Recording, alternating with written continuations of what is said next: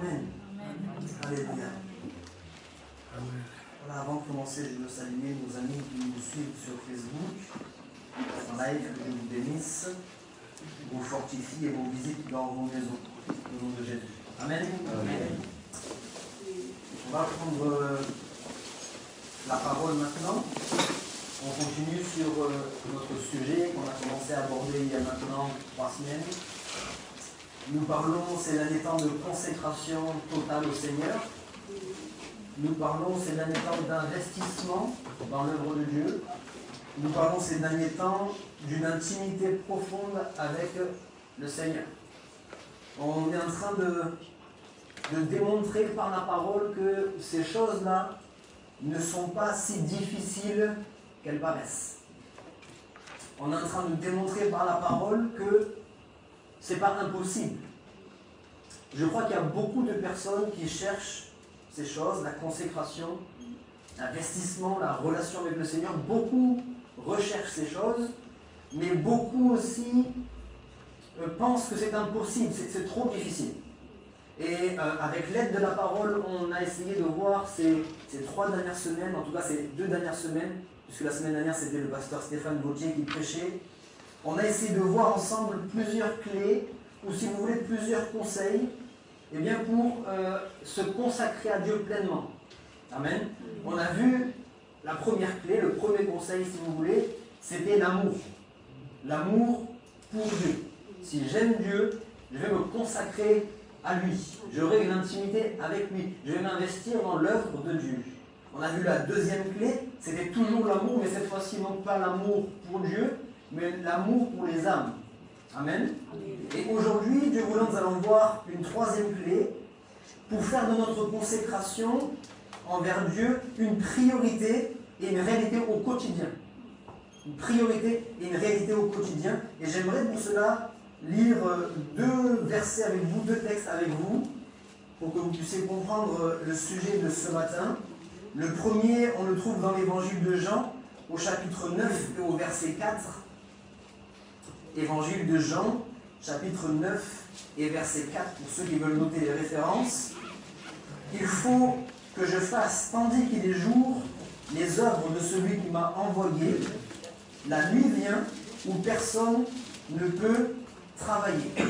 Et ensuite, nous lisons dans la lettre de Jacques, au chapitre 4, et nous allons lire les versets 13 et verset 14. Lettre de Jacques, chapitre 4, versets 13 et 14. À vous maintenant qui dites, aujourd'hui ou demain nous irons dans telle ville. Nous y passerons une année, nous trafiquerons et nous gagnerons. Vous qui ne savez pas ce qui arrivera demain, car qu'est-ce que votre vie? Vous êtes une vapeur qui paraît pour un peu de temps et qui ensuite disparaît. Amen. Et je crois qu'on en a parlé aussi en introduction de ce culte ce matin. La 3e clé, le 3e conseil, la 3e manière de se consacrer pleinement, c'est de vivre chaque jour comme si c'était le dernier. C'est de vivre chaque jour comme si le Seigneur allait venir demain. C'est mon dernier jour. C'est mon dernier jour. C'est la dernière journée où je vais pouvoir profiter de faire ce que je veux faire, ou bien peut-être même ce que le Seigneur veut que je fasse. Encore mieux. Souvent, on se laisse aller, on se laisse porter, parce qu'on a l'impression qu'on a tout notre temps. Et qu'on a encore des dizaines et des dizaines d'années à vivre, et c'est ce que je vous souhaite.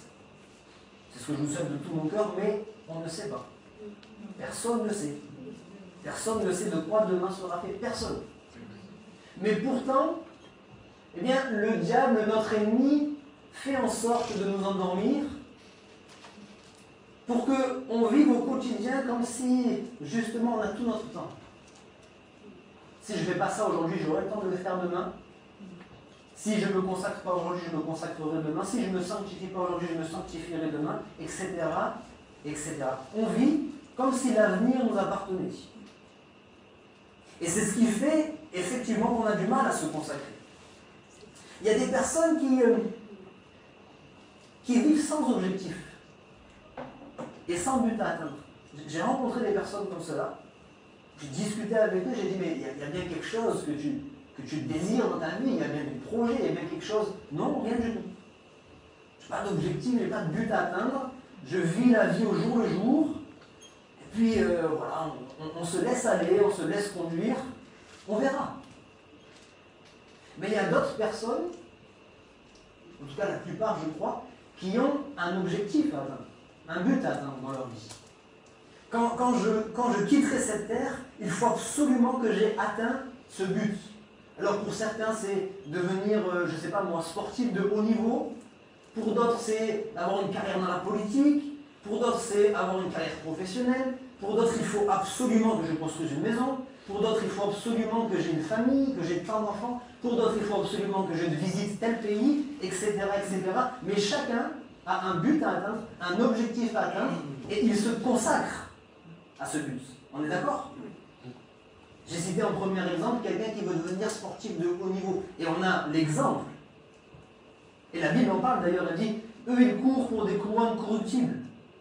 Une année ils sont champions, l'année d'après ils sont plus champions. Une année on les porte tout en haut, l'année d'après s'il y a quelqu'un de meilleur on les oublie. Mais quand même ils se consacrent, quand même chaque jour ils se donnent la peine d'atteindre leur but. Alors il y a de quoi se poser la question, bien aimé, pourquoi nous, qui sommes enfants de Dieu et qui avons une cause si noble, et je rappelle quelle est notre cause. Si on devrait donner une image, c'est un petit peu comme si notre cause c'est de faire monter à bord du navire de sauvetage le maximum de naufragés. Nous sommes sur un navire, nous sommes sur un bateau de sauvetage. Et il y a tout autour de nous, dans la mer déchaînée, et de plus en plus déchaînée, des âmes qui sont naufragées. Et notre cause, notre objectif, notre but à atteindre, c'est qu'un maximum de personnes puissent monter à bord de ce bateau. Amen. Alors pourquoi, pour une cause aussi noble que celle-ci, on a plus de mal à se consacrer que les personnes qui vont avoir une cause qui est peut-être moins importante? Je crois que la raison, elle est dans ce que je viens de dire.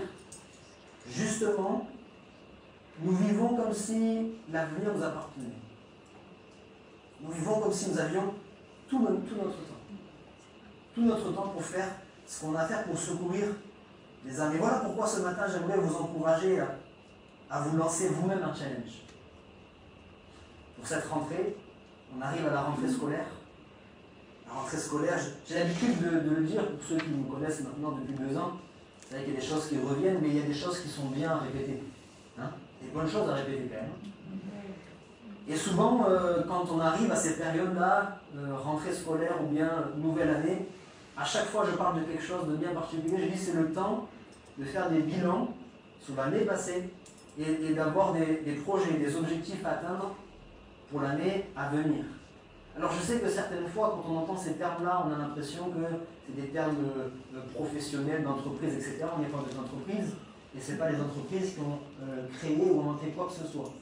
Les entreprises même, et tout le monde que l'on voit aujourd'hui, c'est fait, c'est construit par rapport à ce que Dieu a fait. Ok? Souvent on a l'impression que l'Église copie le monde, mais en réalité le monde, dans beaucoup de choses, a copié la hiérarchie, l'organisation de Dieu. Okay? Et je crois qu'on a besoin à chaque nouveau départ de faire ces bilans. Parce que comme je le dis souvent, quand il n'y a pas de bilan et quand il n'y a pas d'objectif, on ne sait pas où on en est. C'est impossible, on ne sait pas où on en est.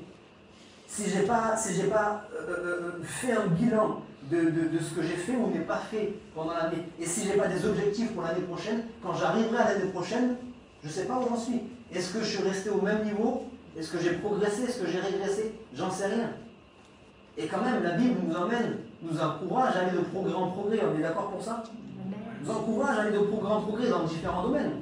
Cette année, eh bien, je viens à peine de me convertir peut-être, ou ça fait X années que je suis à l'église. Cette année, je me fixe comme objectif de prendre la victoire et d'élever la voix dans l'église. Ça paraît pas grand-chose, mais quelqu'un dira cette année, je vais le faire. Cette année, je vais prendre courage, je vais prendre la victoire. Arrivé à la fin de l'année, il faut qu'elle fasse son mur. Est-ce que j'ai réussi à le faire? Est-ce que je l'ai fait une fois et je me suis découragé, ou est-ce que ça y est, maintenant je prends ma place dans l'église? Quelqu'un d'autre dira, mais cette année, je veux vraiment commencer à exercer les dons spirituels. Et à la fin de l'année, il verra s'il a commencé à exercer les dons spirituels. Mais s'il n'y a pas d'objectif, il va se laisser porter Peut-être même que certaines fois, il va exercer des dons spirituels parce que le Saint-Esprit fait ce qu'il veut. Et vous savez, certaines fois, peut-être certains d'entre vous ont déjà exercé des dons spirituels. Vous étiez dans une discussion et vous avez prophétisé. Vous ne le saviez même pas, mais là, à ce moment-là, ce n'est pas vous qui parlez, c'était Dieu, c'était le Saint-Esprit qui parlait au travers de vous. Des fois, vous avez parlé comme cela et vous avez donné une parole de connaissance. Vous avez révélé quelque chose que vous ne saviez pas, vous pensiez le dire au hasard, mais c'était qui? Vous voyez? Des fois, vous avez discerné certaines choses, discerné certains esprits. Vous voyez? Donc, chacun va se donner un objectif. Je crois que la rentrée scolaire, c'est le temps d'avoir des bilans et des projets professionnels pour certains, scolaires pour d'autres, mais aussi en tant qu'Église. Tandis que la nouvelle année, c'est un temps de bilan et de projet personnel. On a besoin de faire une introspection sur notre propre vie.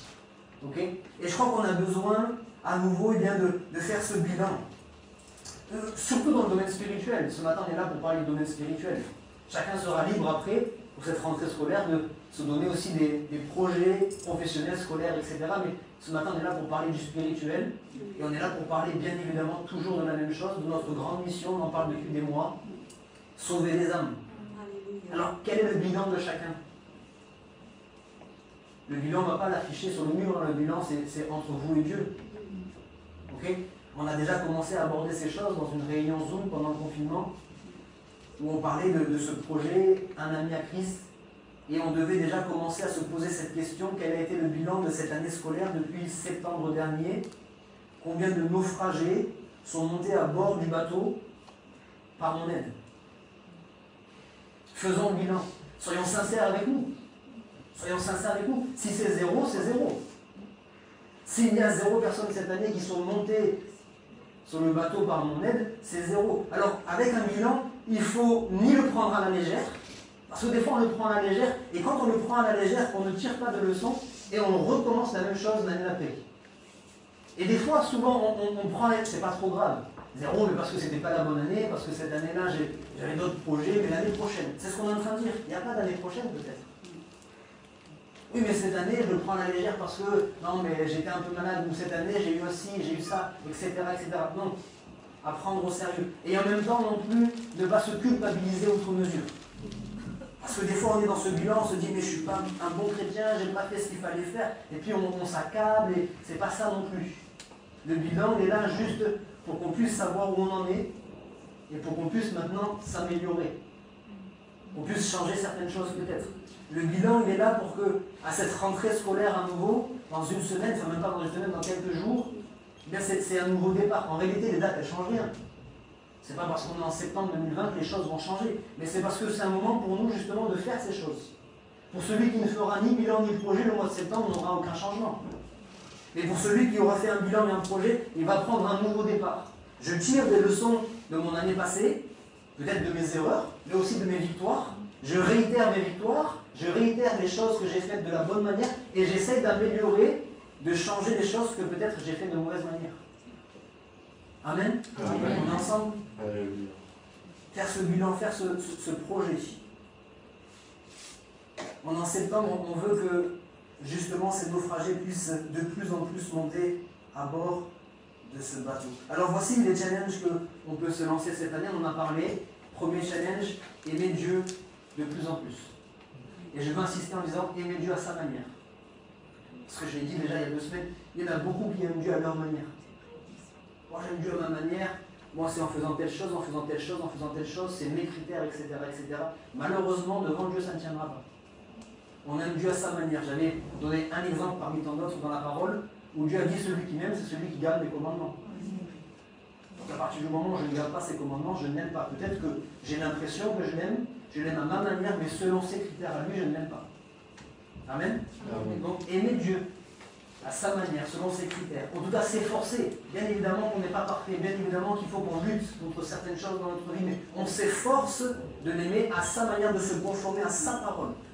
Le remettre au centre de nos vies, le remettre au centre de nos familles, le remettre au centre de nos couples, le remettre au centre de notre quotidien, le remettre au centre de chaque journée. C'est lui qui a la première place. Aimer Dieu. Deuxième challenge, aimer les âmes en priorité. C'est-à-dire que sur tous les projets que je peux faire, et je le dis, des projets aussi professionnels, familiaux, personnels, etc., au milieu de tous ces projets, le projet numéro 1, l'objectif numéro 1, c'est le salut des âmes. Si dans une semaine, ou dans un mois, dans 10 ans ou dans 30 ans, je dois partir où le Seigneur revient, s'il y a une chose absolument qu'il faut que j'ai atteint, c'est d'abord le salut des âmes. Si le Seigneur me permet d'avoir atteint cet objectif, plus les objectifs professionnels, personnels, familiaux, etc., merci Seigneur et gloire à Dieu. Mais s'il y a un seul projet, un seul objectif que je dois atteindre, c'est celui-ci, en priorité. Et puis, troisième challenge, c'est justement de commencer à vivre cette année scolaire, comme si chaque jour est le dernier. Alors c'est facile à dire, ça paraît simple, ça paraît logique, mais ça va nous demander une certaine discipline. Parce qu'on est habitué à vivre. C'est comme ça, c'est dans notre nature. On est habitué à vivre. Chaque matin, on se lève et on a déjà nos projets pour demain, on a déjà nos projets pour une semaine, des fois pour un mois, pour le Noël prochain, pour les vacances prochaines. Et là, certains qui ont déjà réservé les vacances d'été pour l'année prochaine, parce qu'il faut qu'on s'organise. Il y en a qui ont déjà commencé à s'organiser pour Noël, et ce qui est aussi normal certaines fois. Donc on a déjà nos projets dans notre tête, on est déjà dans l'avenir. Alors que le Seigneur a dit, mais vous ne savez pas. Vous ne savez pas ce que vous ferez. Donc c'est là notre challenge, commencer à vivre comme si c'était le dernier jour. Et on va reprendre quelques exemples qu'on avait pris ces 2 dernières semaines. Un exemple qu'on avait pris, c'était la prière. Et ma question est celle-ci. Pensez-vous que dans le ciel, on aura besoin de prier pour les âmes? Pensez-vous que dans le ciel, on aura même l'occasion de prier pour les âmes? La prière est une âme, est un exercice, est une activité, comme vous voulez, que le Seigneur nous donne ici-bas. C'est ici-bas qu'on prie pour les âmes. Ce n'est pas une fois qu'on sera au ciel. Quand on sera au ciel, la seule manière de s'adresser à Dieu, ce sera pour l'adorer, pour le louer. On ne va plus intercéder. On ne priera pas pour le salut des âmes. On va l'adorer, on va le louer, on va l'exalter, mais on ne va plus intercéder pour le salut des âmes. Voilà pourquoi c'est notre rôle aujourd'hui.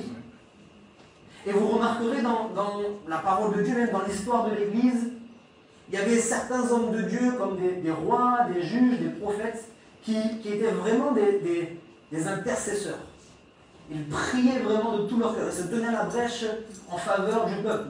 Et quand ces hommes-là quittaient cette terre, on voyait que le peuple de Dieu était en train de s'enfoncer de plus en plus dans le péché. On voit vraiment la différence. Pourquoi? Ben, tout simplement parce que les hommes de Dieu ne priaient plus. Si les hommes de Dieu continuaient à prier du ciel, la situation allait continuer. Mais c'est parce qu'il n'y avait plus un homme de Dieu en particulier qui intercédait pour le peuple, et le peuple était comme livré à lui-même. C'est le ministère de l'Église de prier. Imaginez le jour où l'Église ne sera plus. L'Église, c'est la lumière du monde. Alors vous allez me dire, elle n'est peut-être pas aussi grande, cette lumière, qu'elle devrait l'être, mais il y a quand même une lumière dans ce monde. Le jour où le Seigneur vient enlever l'Église, imaginez comment les ténèbres vont s'enfoncer dans ce monde. Combien le diable va s'acharner. Voyez déjà ce qu'il est capable de faire, alors que l'Église intercède, alors que l'Église est en train de prier, alors que l'Église est présente. Et la simple présence de l'Église, ça le freine. Parce que c'est lui qui ne peut pas nous résister. Vous savez ça? C'est lui qui ne peut pas nous résister. Mais une fois qu'on est enlevé, imaginez comment le diable va s'acharner. Alors considérez ceci, c'est aussi une clé pour la consécration. Quand vous allez vous lever chaque matin, en vous disant c'est peut-être le dernier jour pour atteindre mon objectif. Vous savez, même pour les choses du quotidien, chacun aura son petit exemple. Quand vous avez laissé traîner certaines choses, vous savez que c'est le dernier jour pour ranger votre maison, le dernier jour pour emmener la voiture au garage, c'est le dernier jour pour je ne sais quoi encore, c'est le dernier jour pour aller faire les courses pour la rentrée scolaire, c'est le dernier jour. Là, même si vous avez plein de projets, plein de choses à faire, même si votre emploi du temps il est chargé, vous allez revoir tout votre emploi du temps pour faire en priorité cette chose, n'est-ce pas? Alors imaginez que le matin vous commenciez à vous lever en disant c'est mon dernier jour, c'est peut-être la dernière c'est peut-être la dernière occasion que j'ai de prier pour mes bien-aimés, pour ma famille, pour mes amis, pour mes proches. C'est peut-être ma dernière occasion, c'est peut-être ma dernière prière, c'est peut-être la dernière fois que je vais intercéder pour eux. Et là, je peux vous assurer que vous allez vous consacrer. Je peux vous assurer que vous allez vous investir dans l'œuvre de Dieu et que vous aurez une intimité avec le Seigneur. Amen. Amen. Deuxième chose qu'on a vue ensemble, c'est aussi le témoignage. On a parlé du témoignage. Et je repose ma question. Pensez-vous que dans le ciel, on aura besoin de témoigner? Pensez-vous même que dans le ciel, on aura l'occasion de témoigner? On prend un texte ensemble, si vous voulez bien. Luc, chapitre 16, vous connaissez ce texte pour la plupart. L'évangile de Luc, chapitre 16, versets 19 à 31. On l'a souvent lu dans des réunions d'évangélisation. On a parlé aussi de la grâce de Dieu. On a parlé du fait qu'on peut avoir une vie difficile ici-bas, mais que si on reste fidèle à Dieu, on aura la félicité éternelle. Mais il y a quelque chose de très intéressant dans ce texte et on va le lire ensemble. Donc, évangile de Luc, chapitre 16, et on lit ensemble du verset 19 au verset 31. Il y avait un homme riche qui était vêtu de pourpre et de fin lin, et qui chaque jour menait joyeuse et brillante vie. Un pauvre nommé Lazare était couché à sa porte, couvert d'ulcères, et désireux de se rassasier des miettes qui tombaient de la table du riche. Et même les chiens venaient encore lécher ses ulcères. Le pauvre mourut, et il fut porté par les anges dans le sein d'Abraham. Le riche mourut aussi. Pauvre comme riche, chrétien comme non chrétien, bon comme mauvais, on meurt tous. Mais la différence, c'est que tandis que l'un était porté par les anges dans le sein d'Abraham, l'autre, eh bien, il fut enseveli, et dans le séjour des morts, il leva les yeux, et tandis qu'il était en proie au tourment, il vit de loin Abraham et Lazare dans son sein.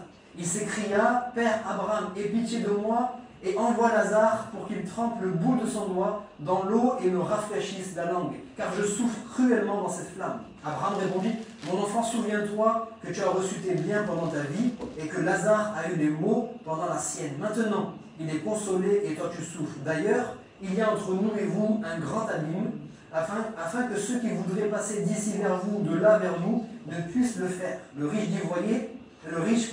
dit, je te prie donc, Père Abraham, d'envoyer Lazare dans la maison de mon père, car j'ai 5 frères. C'est pour qu'il leur atteste ces choses. » Il veut témoigner. Il veut témoigner. C'est pour qu'il leur atteste ces choses, afin qu'ils ne viennent pas aussi dans ce lieu de tourment. Abraham répondit, ils ont Moïse et les prophètes qu'ils les écoutent, et il dit, non, Père Abraham, mais si quelqu'un des morts va vers eux, ils se repentiront. Et Abraham lui dit, s'ils n'écoutent pas Moïse et les prophètes, ils ne se laisseront pas persuader, quand même quelqu'un des morts ressusciterait. Amen. Ça, c'est une histoire qu'on connaît bien, pour la plupart, et c'est une histoire peut-être qui doit nous emmener à réfléchir. Nous emmener vraiment à réfléchir. On doit tirer des leçons de cette histoire. Avant de connaître le Seigneur, voici quel était mon raisonnement. Je crois que, comme la plupart des gens, parce que la Bible dit qu'il y a dans le cœur de tout homme la pensée d'éternité, même si je n'ai pas été élevé dans une famille croyante, j'avais au fond de moi cette éventualité que Dieu puisse exister. Mais mon raisonnement, c'était celui-ci, je vais vivre ma vie comme je veux, je fais tout ce que j'ai à faire, je profite de tout ce que je veux, et quand je serai au ciel, si Dieu existe, je vais demander pardon, et puis je vais croire en lui, et puis voilà.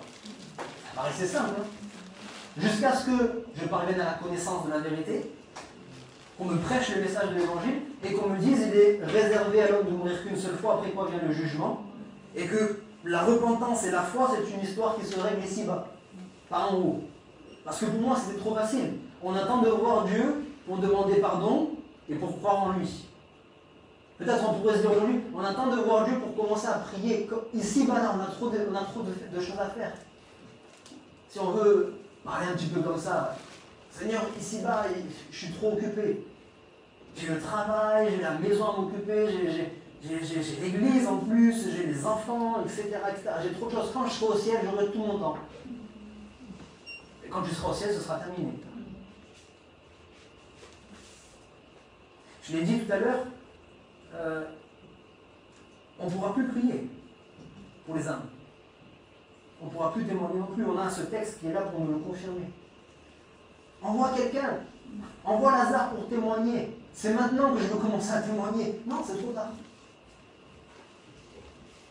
Oui, mais Seigneur, quand j'étais ici-bas, j'avais un peu honte. j'ai pas honte de toi quand je suis à l'église, il n'y a pas de souci, mais en parler là, dans la génération dans laquelle j'ai vécu, et dans le pays dans lequel j'ai vécu, on a un pays qui était fermé quand même. Donc c'était compliqué. Ou bien non, mais c'était jamais le bon moment. J'attendais toujours un autre moment pour témoigner. Tu sais, des fois on a des perches qui sont là et c'est peut-être pas le bon moment, on attendra plus tard.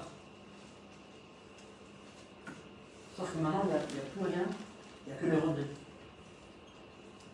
Il n'y a que les regrets. Et on a besoin de considérer encore une fois. Et c'est comme ça qu'on va réussir à se consacrer. Si je me lève chaque matin en me disant c'est peut-être la dernière occasion, une fois de plus, que j'ai de parler de Jésus-Christ à quelqu'un, de témoigner à quelqu'un, peut-être pour quelqu'un à qui j'ai déjà témoigné, d'enfoncer encore plus le clou, de continuer à arroser, de continuer à persévérer, de témoigner, quoi qu'il arrive. Qu'est-ce qui peut nous arriver? La persécution. Qu'est-ce qui peut nous arriver? Bien que certaines personnes décident de nous tourner le dos. Alors bien évidemment, il faut être sage. On ne va pas se lever tous les matins et bombarder les gens, parce que tout le monde va vous tourner le dos. Mais quand vous le faites avec sagesse, quand vous vous faites conduire par l'Esprit de Dieu, quand bien même on vous tourne le dos, quand bien même on vous persécute, est-ce que ça ne vaut pas mieux que d'être avec des regrets lorsque vous serez au ciel et qu'en réalité vous n'aurez pas saisi ces occasions? Seigneur, c'est peut-être le dernier jour que j'ai, la dernière occasion que j'ai de témoigner à quelqu'un. Voilà pourquoi je veux me consacrer aujourd'hui à cela. Je vais être aux aguets. Je vais être aux aguets. Je vais rechercher la moindre occasion. Au lieu que mes pensées soient à droite, à gauche. Puisque je suis en train de chercher, vous savez, ça a toujours été les mêmes choses. Les choses de Dieu sont très simples en fait. Vous savez ça? Quand on y pense de plus en plus, les choses de Dieu sont très simples. Il n'y a rien de bien compliqué. C'est comme les choses d'ici-bas. Quand vous ne cherchez pas quelque chose, ça peut être juste devant vous, vous ne le verrez pas. C'est vrai ou pas? On ne le cherche pas ou on ne cherche pas de la bonne manière. C'est juste devant nous, on ne le trouve pas. Mais à l'inverse, quand on cherche quelque chose, même si ce n'est pas devant nous, même si c'est bien caché, on va finir par trouver. La Bible dit, cherchez et vous trouverez. Donc, quand vous ne cherchez pas à témoigner, vous pouvez avoir des occasions devant vous, vous n'allez même pas les voir. Donc vous ne les saisirez pas. Mais quand vous allez chercher, et vraiment chercher, partout autour de vous, l'occasion de témoigner, même si c'est une fois dans la journée, l'occasion de témoigner. Là, je vois que c'est fermé, ça ne sert à rien de forcer. Là, je vois que c'est fermé, ça ne sert à rien de forcer. Mais là, tiens, je suis étonné dans l'ascenseur, je monte avec ma voisine et je vois qu'elle a l'air triste. Et je vois que la discussion est possible. Et comment ça va? Et puis on commence à discuter et je commence à parler du Seigneur. Parce que j'ai cherché. Si je n'ai pas cherché, j'ai fini ma journée, je suis fatigué. J'ai qu'une hâte, c'est de rentrer chez moi. Je vois que ma voisine est fatiguée, mais je dis une prochaine fois, je lui parlerai. Sauf que la prochaine fois, elle ne sera pas ouverte pour vous parler. Vous voyez que c'est très simple, c'est très concret, c'est très simple en réalité. Tout va dépendre de vous, comment vous allez vous disposer chaque jour. Est-ce que c'est juste un jour de plus et on verra demain? Ou est-ce que c'est votre dernier jour peut-être, avant que le Seigneur revienne? On a parlé aussi, parce que je vais aller un peu plus vite, de la sanctification, et je repose encore ma question, même si je connais la réponse. Aurons-nous besoin, dans le ciel, de sanctification? La Bible nous dit, on va le lire ensemble si vous voulez, dans la première lettre de Jean. Il y a plein de textes, mais on va en prendre un surtout. La première lettre de Jean, chapitre 3 et verset 2. Voici ce qu'il est dit. Bien-aimés, nous sommes maintenant enfants de Dieu, et ce que nous serons n'a pas encore été manifesté.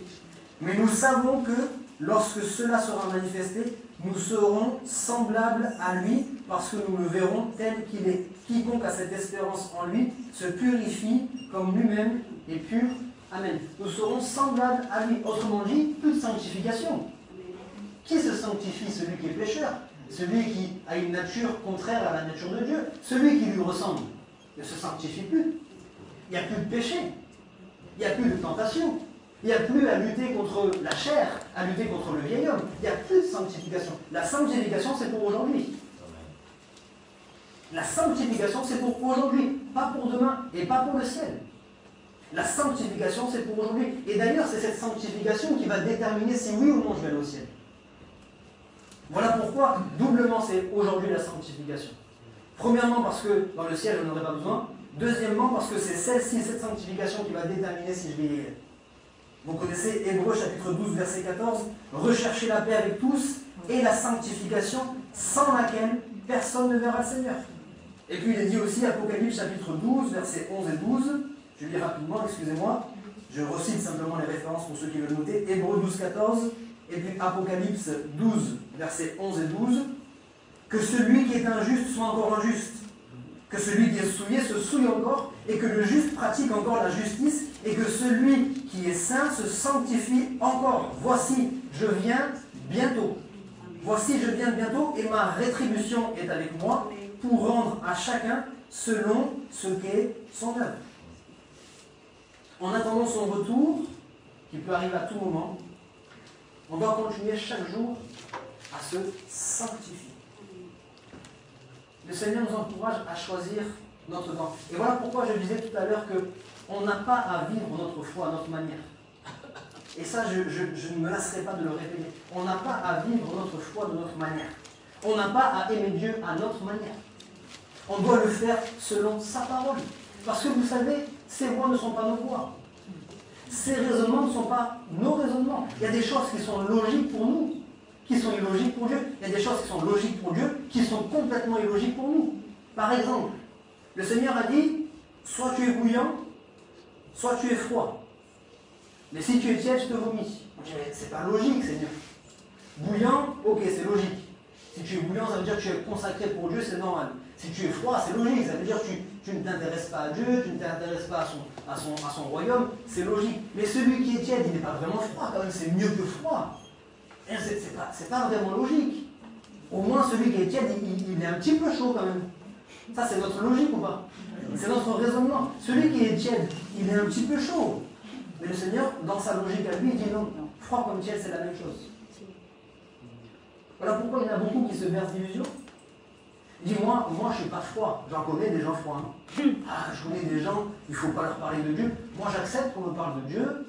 Je vais à l'église de temps en temps. Voilà, je ne suis pas parfait, mais voilà, je suis tiède. Donc ça ira, ça passera. Bien aimé, ça ne passera pas. Parce que selon ses critères à lui, les critères justes, il a dit celui qui est tiède, c'est qu'il n'est pas chaud. Voilà pourquoi, dans sa logique à lui, dans notre logique à nous, hommes, même chrétiens, des fois on veut être plus royaliste que le roi. On voit une personne qui cloche des deux pieds, qui vit à moitié dans le péché, qui vit à moitié dans l'église. Alors effectivement, on ne doit pas froisser cette personne. On doit l'encourager constamment. Et non, viens pleinement dans le voie du Seigneur. Viens pleinement, viens pleinement. Et vous savez, à un moment donné, quand l'Esprit nous pousse à le faire, à un moment donné, il faut dire des choses aux gens. Parce que Dieu nous demande aussi la vertu. Et plusieurs fois dans le ministère, ça m'est arrivé. Il y a un jeune en particulier à qui je pense, je l'ai suivi pendant des mois et pratiquement tous les soirs, ma femme est là pour témoigner. Il venait à la maison à l'improviste, il est resté jusqu'à 23h minuit, on parlait du Seigneur et je l'encourageais.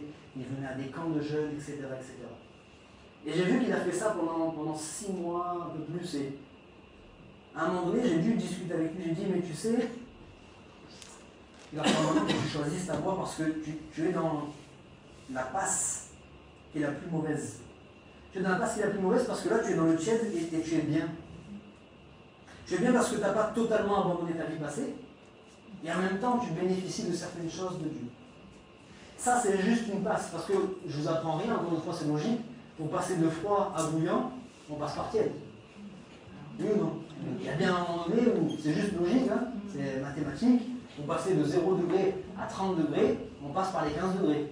Okay? Donc, il y a un moment donné, quand on se convertit, où on est tiède, on est un petit peu tiraillé entre les deux. Mais je lui ai dit, maintenant, il faut que tu prennes ta décision. Et je lui ai dit, parce qu'il y avait des choses qui étaient là dans sa vie encore, et c'est comme s'il prenait à la légère les choses de Dieu. J'ai dit non, si tu veux ces choses-là, je vais citer des choses, si tu veux, alors continue dans cette voie. Il m'a regardé avec des grands yeux, il m'a dit, t'es pasteur, et tu dis ça? Je dis oui. Si c'est ça que tu veux, continue dans cette voie-là. Si c'est Dieu que tu veux, continue dans la voie de Dieu. Et ça, même entre nous, on se dit, mais c'est pas bien, il ne faut pas dire ça, non, surtout pas, il ne faut pas dire un pécheur. Mais c'est ce que Dieu dit. C'est ce que Dieu dit. Il dit, si tu te souilles, souille-toi davantage. Si tu te sanctifies, sanctifie-toi davantage. Et souvent, on va être plus royaliste que le roi. C'est ce que j'ai dit aussi dernièrement quand je parlais des personnes qui quittent la foi. Et nous, on veut leur courir après, on nous dit non, ne quitte pas la foi, je me suis peut-être mal exprimé, etc. Mais le Seigneur, il a parlé, il a dit les choses. Et quand le jeune homme riche est parti, il ne lui a pas couru après. Quand toute une foule, toute une partie de ceux qui le suivaient sont partis, il ne leur a pas couru après. Il a prêché la parole. Et je disais vendredi qu'aujourd'hui, si on ne fait pas attention, on est en train de se conformer au monde. Parce que le monde, il ne veut pas qu'on parle de péché, il ne veut pas qu'on parle d'enfer. Il ne veut plus qu'on dénonce certaines choses, comme l'homosexualité ou d'autres choses. Et on est là, on a peur. Non, il faut dire. On sera persécuté, on aura des soucis, on sera pointé du doigt, mais il faut dire. Pourquoi? Pour ne pas avoir de regrets plus tard. Choisis ta voie. Je disais vendredi, il y a deux voies, pas plus. La voie, le chemin qui mène à la vie éternelle, le chemin qui mène à la perdition. Il n'y en a pas plus. Mais choisis. Parce que sinon, la Bible dit qu'il y aura de grandes surprises. Et les surprises, ce n'est pas toujours des bonnes surprises. Les surprises, c'est tous ceux qui viendront avec des Seigneurs, Seigneurs. Et à qui le Seigneur dira, moi je ne vous connais pas. Les surprises, c'est tous ceux qui viendront même en disant, non mais moi je n'ai pas juste dit Seigneur, Seigneur, moi j'ai chassé les démons, j'ai guéri les malades, j'ai opéré des miracles, j'ai fait. Tu dis Seigneur, je ne connais pas. Ça c'est des grandes surprises parce que c'est ceux qui auront cru être dans la bonne voie et qui n'y étaient pas vraiment. Et le Seigneur parle ce matin pas pour condamner, pas pour juger, mais pour encourager chacun à choisir sa voie. Et si chaque matin je réalise que c'est mon dernier jour pour être en paix avec Dieu, c'est mon dernier jour pour régler les choses qui sont là dans ma vie, pour me sanctifier parce que le Seigneur revient bientôt et il revient demain en fait. Et je vais être prêt, je vais être prête pour son retour. Alors chaque jour je vais me consacrer, je vais m'investir. Et puis je termine, si vous voulez bien, avec un dernier point, qui est la vie de l'esprit. Et toujours la même question, dans le ciel, aurons-nous besoin des dons spirituels? Quelle parler en langue, ou quelle prophétie, ou quelle interprétation aurons-nous besoin dans le ciel? Quelle parole de connaissance ou parole de sagesse? Qu'est-ce qui aura besoin d'être dit qui n'aura pas encore été révélé? Quel miracle? Quel malade allons-nous guérir dans le ciel? Quelle foi extraordinaire, exceptionnelle nous aurons besoin de manifester dans le ciel? Quel esprit aurons-nous besoin de discerner dans le ciel? Est-ce que les dons spirituels sont pour le ciel? Non. Les dons spirituels, c'est pour aujourd'hui. Et je dis bien aujourd'hui, pas pour demain, parce que, je le répète une fois de plus, demain, je ne serai peut-être pas là. Et c'est un petit peu comme les choses où, vous voyez, on a des privilèges. Mais des fois, les privilèges, ils arrivent trop tard. Je prends un exemple très concret. Quelqu'un est au chômage pendant 3 mois et il n'a aucun revenu. Donc il est en difficulté financière pour se nourrir, pour se vêtir, etc., etc. Il n'y a aucune aide sociale. Et au bout de 3 mois, après avoir trimé pendant 3 mois, eh bien, il trouve du travail, il a des revenus, et c'est maintenant que les aides sociales se manifestent pour dire on peut vous aider. Mais la personne va dire, je vais quand même prendre, hein, c'est toujours bon en prendre, mais c'est plus maintenant que j'en ai besoin. J'en ai plus besoin. Pendant 3 mois, j'étais en difficulté. Pendant 3 mois, c'est là que j'en avais besoin. Maintenant, où je suis dans la situation financière où je suis, j'ai plus besoin de ça. Et du coup, il y a du regret, n'est-ce pas? Et c'est la même chose avec les dons spirituels. Aujourd'hui, on a besoin des dons spirituels. Parce que je sais qu'on le recherche. Peut-être pas tous, nous volons pas la face, mais il y en a beaucoup qui recherchent le salut des âmes. Mais on est tous ensemble pour faire le constat, frères et sœurs, et je me mets dedans aussi. Le constat, c'est que malgré notre désir que les âmes soient sauvées, le résultat n'est pas exceptionnel. Qu'est-ce que ça veut dire? Et c'est ça des bilans. Le bilan, c'est réfléchir. Est-ce que c'est une mauvaise volonté? Je ne crois pas. La volonté est là. C'est juste que peut-être on se fatigue de la mauvaise manière. Parce qu'on témoigne, parce qu'on fait tout ce qu'on a à faire. Mais si on est sincère, on le fait de notre propre force. Et on sait que notre propre force, c'est impossible, voire très difficile. Mais que par contre, Dieu nous a accordé des dons au travers de son esprit, afin que justement, dans notre témoignage, on puisse, par exemple, avoir des paroles de connaissance. Des paroles de sagesse. Il y a une personne, elle a une carapace autour de son cœur, elle ne veut pas croire. Et puis d'un coup, vous lui révélez quelque chose qui est caché, que vous ne devez pas savoir. Et d'un coup, son cœur, il commence à être ouvert. Et toute la discussion qui vient derrière, ça coule de source. Toute la discussion que vous aviez, sans la manifestation de ce don spirituel, c'est comme si ça rebondit contre sa carapace. Et parce que vous avez commencé avec cette parole de connaissance, cette parole de sagesse, tout ce qui vient derrière, la personne elle est attentive à 100%. Et les personnes, c'est même pas la peine de leur parler de Jésus. Mais un jour, elle tombe malade. Est-ce que tu veux que je prie pour toi? Oui, j'aime bien vous prier pour cette personne et elle est guérie. Et après, certainement qu'elle a envie de vous écouter. L'exercice des dons spirituels, c'est pour aujourd'hui. Et si chaque jour, je me lève en me disant c'est le dernier jour, c'est le moment de rechercher les dons spirituels, c'est le moment, encore une fois, et je le répète pour ne pas être trop long, mais les dons spirituels, ne recherchez pas, je vais essayer de parler un petit peu sous forme d'image et pour être concret, ne recherchez pas cela comme Dieu va vous donner, vous allez le ressentir, vous allez, excusez-moi l'expression, la mettre dans votre poche et maintenant c'est là. Vous avez le don de guérison, vous avez la parole de connaissance, ou j'en sais rien, et puis dès que vous en avez besoin, vous sortez de la poche et vous faites. C'est pas ça. Des fois, on a une image un petit peu, dans le subconscient, on a une image comme ça. Les dons spirituels sont juste des manifestations du Saint-Esprit qui habite en vous. Amen.